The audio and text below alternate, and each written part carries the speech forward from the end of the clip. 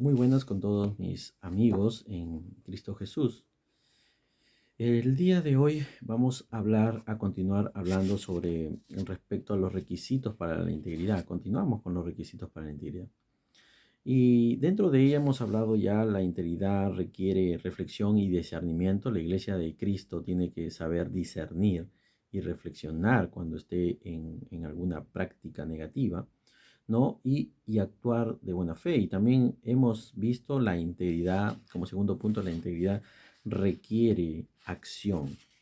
Y al ver esto es que tú no solamente quedes en anunciar el pecado, sino también en ayudar a levantar, en corregir. Muchas veces nos hemos conformado con señalar lo que está mal, pero no hemos hecho absolutamente nada para cambiarlo.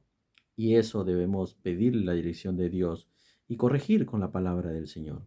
Con la palabra del Señor, al corregir al pecador, entrará en acción dicha persona, dicha palabra con poder para que pueda ser corregida, siempre y cuando la persona acepta la corrección. Y creo que tenemos que levantarnos, como digo, y entrar en acción para pararnos en la brecha y derribar todo aquello que no es íntegro, por lo menos intentarlo. Como tercer punto, la integridad requiere identificación pública. Y la integridad, hermano mío, requiere que nos identifiquemos en público con el estándar de Cristo que hemos decidido abrazar en nuestro interior, sin importar el costo de lo que venga. Yo soy cristiano, tengo que hacerlo saber. Tengo que hacer saber que yo soy cristiano y que todo el mundo, así como tú dices, yo tengo a mi esposa, y todo el mundo tiene que saber que tienes tu esposa. Todo el mundo tiene que saber que eres casado. Todo ese mundo, si es posible, tiene que conocerlo a tu esposa, a tu esposo, porque tú eres comprometido. Así también debe ser nuestra vida espiritual, nuestro nombre denominado creyente, cristiano, ¿no? Y cueste lo que cueste, debemos hacer saber, hacerlo público. Por ejemplo, en el caso de Juan Bautista, el costo fue su propia vida, pero su integridad no le permitió quedarse callado ante lo que estaba mal. Y ustedes saben que en Mateo capítulo 14, versículo 3 al 11, aquí nos relata sobre la historia del rey Herodes. Entonces vemos aquí que Herodes había prendido a Juan de una y otra manera y lo había atado y lo había puesto en la cárcel por causas de Herodianos y Herodías, ¿no? Por causa de Herodías. Entonces, vemos aquí que una mujer de su hermano Felipe, eh, justamente, vemos que en Juan menciona que él mencionó, Juan le dijo al mismo Herodes, no te es lícito tenerla, esa mujer. Y aunque Herodes quería matarlo, tenía miedo matarlo por el pueblo, eh, porque el pueblo consideraba a Juan como un profeta. Pero cuando llegó el cumpleaños de Herodes, la hija de Herodías danzó ante ellos y agradó a Herodes, por lo cual Herodes le prometió con juramento darle lo que ella le pidiera. Entonces ella se dejó llevar por su madre y ella instigada por su propia madre dijo, dame aquí en la bandeja la cabeza de Juan el Bautista. Y aunque vemos aquí el rey bajó un poco la mirada y el rey se entristeció a causa de su juramento y de sus invitados, ordenó que se la dieran y mandó el rey Herodes a decapitar a Juan en la cárcel. Y trajeron su cabeza en una bandeja y se la dieron a la muchacha. Y ella se levantó, se la llevó exclusivamente a su madre. Nosotros muchas veces podemos decir que estamos en contra del aborto, podemos decir que estamos en contra del homosexualismo, podemos decir que estamos en contra de muchas cosas que agreden y ponen en contra de la palabra de Dios. Hay muchas personas que pueden decir, no quiero saber nada de la palabra de Dios. No quiero saber nada de Dios porque tu Dios no existe, cuando Dios sí existe. Por ejemplo, vemos, vemos aquí, pero si no hacemos nada al respecto al aborto,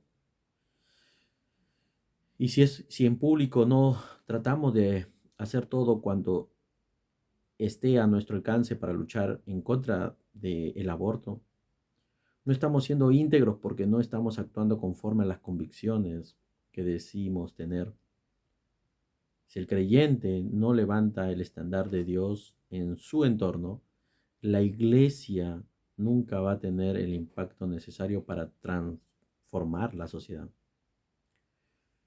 Cuenta la historia de la reina de Escocia en respuesta a la oración imprecatoria de John Knox, un líder de la Reforma Protestante en Escocia. Dijo: temo más a la oración de John Knox que a todos los ejércitos reunidos de Europa. La razón por la que los reformadores tuvieron el impacto que tuvieron fue porque, así como Juan el Bautista, ellos se identificaron públicamente con lo que creían y denunciaron lo que estaba mal. Entonces, la integridad requiere de una identificación pública, cueste lo que cueste. Y hay que decir cuando las cosas están mal. Porque muchas veces no, pues no podemos decir que las cosas están mal. De esa manera no podemos decirle, por favor, mira que este hermano no puedes decirle porque él da su mejor diezmo, da su mejor ofrenda. Pero no se trata de eso. Se trata de corregir, disipularlo. Se van a molestar. Pero la idea es ayudarlo en esa parte. No dejarlo de lado. Ahora, si la persona se revela, es otra cosa. Bueno, hay que orar por esa persona. Muchas veces ha habido casos que no quiero que me vengas a visitar, no quiero saber nada de la iglesia. Cuando esta persona estaba en adulterio, cuando esta persona ha robado en su propia empresa, cuando esta persona ha denunciado injustamente a su empresa por medios sindicalistas, ¿no? Y eso hay que tener bastante cuidado, porque somos hermanos en Cristo Jesús y debemos eh, muchas veces actuar con justa razón y reclamar con justa razón y declarar lo que está mal. La integridad requiere valor. Entonces, en el Antiguo Testamento, en específico en el libro de Daniel, encontramos el ejemplo, vemos acá, de 3 hombres que en el momento de la prueba tuvieron un valor, mantenerse firme en sus convicciones y no se dejaron amedrentar por el peligro frente el cual se encontraba. La integridad requiere valor. Y muchos conocen esta historia de Sadrach, Mesach y Abednego, ¿no? 3 jóvenes judíos, ¿no? Que se negaron a postrarse y adorar la estatua de oro que el rey Nabucodonosor había levantado. Y dijo el rey Nabucodonosor en Daniel, en el libro de Daniel, que cuando sonara la trompeta, todos los sátrapas, estaban los políticos, los funcionarios, las mejores personas allegadas al rey. Y sonó la trompeta. Y en ese momento todos se arrodillaron menos estos 3 jovencitos. Y vemos que el rey se sintió amenazado, como si hubiesen rechazado lo que el rey ordenó que lo hicieran. Entonces esos muchachos fueron echados al horno de fuego ardiente. Y vemos aquí que en Daniel capítulo 3, versículo 17 al 18 dice: ciertamente nuestro Dios, a quien servimos, dijeron ellos, puede librarnos del horno del fuego ardiente. Y de tu mano, oh rey, nos librará. Pero si no lo hace, has de saber, oh rey, que no serviremos a tus dioses, ni adoraremos las estatuas de oro que has levantado. Esto es integridad en la vida real. Vemos aquí la reflexión, la acción, la identificación y el valor que tuvieron estos muchachos para poder exclusivamente decirle no al pecado, decir no me voy a atrever a que tú me obligues a cometer una infracción que malogra mi santidad. Si la iglesia de hoy tuviera estas características, otra sería la realidad de nuestra sociedad. Otra sería la realidad de nuestra sociedad. Y creo que estos 4 puntos adicionados más de los requisitos de la integridad es muy valioso. La integridad requiere reflexión y discernimiento. La integridad, como segundo punto, requiere de acción, como te dije, no solamente de conformarnos en señalar lo que está mal y no hacemos nada para cambiarlo. Tenemos que levantarnos y tomar acciones para poder derribar todo aquello que no es íntegro y por lo menos intentarlo. Si en un momento tu propio pastor te dice, no, no hagas esto con esto de aquí, pues tú tienes que hacer caso más a la palabra de Dios, porque estaría equivocado un supervisor. Por ejemplo, pongo en un caso de una obra que te diga el supervisor, oye, ¿sabes qué? Aquí en el, en esta parte de esta columna manda un concreto de 280. No creo que el supervisor te diga, oye, hazlo de 175 menos. O te diga, ¿sabes qué? Aquí manda un fierro muy grueso, que es de 3/4, y manda 6 varillas de 3/4 en esta columna. Pone dos nomás. No creo que ningún supervisor lo haga eso.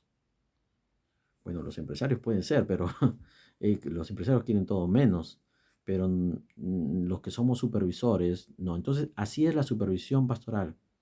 La supervisión pastoral es exclusivamente que si Dios te da una ordenanza por medio de las Sagradas Escrituras y te dice declarar el pecado, si está en pecado esa persona, restáurale, ayúdale, disipúlale, entonces tenemos que cumplir ese mandato de Dios, ¿no? Ahora no te dice que, oye, ponlo a cantar, ponlo a dirigir, ponlo. No te dice, porque estaría siendo en contra de las cartas pastorales y de las cartas de los diáconos. Los diáconos somos todos aquellos que servimos diaconía, ¿no? Todos aquellos que servimos. Entonces, todos, la iglesia sirve. Entonces, los nuevos, las personas nuevas van a ser discipulados, escuchados, analizados, ayudados, ¿no? Vamos a ayudar a una persona que está en pecado y cae en pecado y es líder, tendrá que ser disciplinado de acuerdo a las escrituras, la palabra de Dios. Una persona que busca división en una iglesia tendrá que ser disciplinado, ¿ya? Y tendremos que ayudarlo para que el carácter de división pueda cambiar. Pero todo se refleja en el carácter. Si una persona está en contra de las Sagradas Escrituras o tiene una filosofía masónica, una filosofía eh, de traer otras doctrinas sectarias, ¿no? Como mormónica, deísta, lo que tienen los masones, una doctrina de una secta iluminada, Illuminati, ¿no?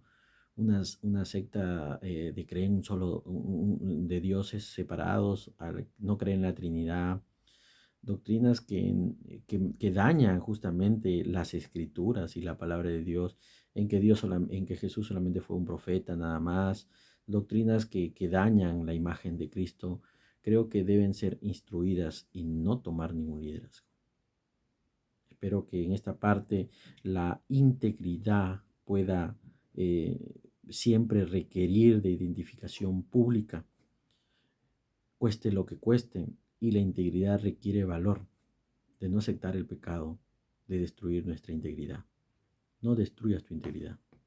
Mantente íntegro como se mantuvo Sadrán, Mesach y Abednego, como se mantuvo José, y declarar el arrepentimiento del perdón de pecados, como lo hizo nuestro Señor Jesucristo, como lo hizo Juan el Bautista, como lo hizo el profeta Elías y como muchos otros profetas y como todos los apóstoles en ese tiempo enviados de Cristo pudieron haber realizado en ese momento. Los evangeladores de Cristo realizaron justamente demandando el pecado, el arrepentimiento y el perdón de pecados. Entonces creo que debemos mantenernos íntegros en este tiempo que está muy peligroso, porque el mal crecerá, pero tú, como hijo de Dios, mantente íntegro y practica las cosas de las enseñanzas, de las escrituras, de la palabra de Dios. Que Dios te bendiga en ese tiempo.